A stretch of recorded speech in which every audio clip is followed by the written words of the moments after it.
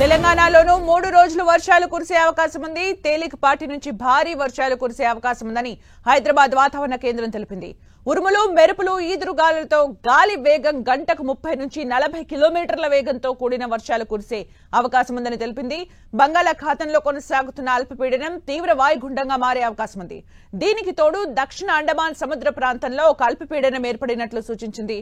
వీటి ప్రభావంతో ఇవాళ, రేపు ఉమ్మడి ఖమ్మం, నల్గొండ, వరంగల్, రంగారెడ్డి, హైదరాబాద్, సంగారెడ్డి, మహబూబ్ నగర్ జిల్లాల్లో కొన్ని చోట్ల ఓ మోస్తరు నుంచి వర్షాలు కురిసే అవకాశం ఉందని తెలిపింది.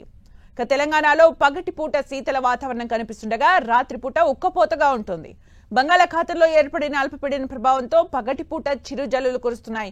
కొన్ని చోట్ల భారీ వర్షాలు కురుస్తున్నాయి. దీంతో ఉష్ణోగ్రతలు సాధారణం కన్నా 2 నుంచి 4.8 డిగ్రీల వరకు పడిపోతున్నాయి. నిన్న మహబూబ్ నగర్ లో పగటిపూట ఉష్ణోగ్రత సాధారణం కన్నా 4.8 డిగ్రీలు తగ్గి 27 డిగ్రీలుగా నమోదైంది.